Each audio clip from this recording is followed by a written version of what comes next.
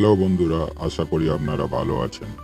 দেখে নিন আজকের গেম 6/1/2025 সোমবার, শুভ সংখ্যা বা লাকি নাম্বারস।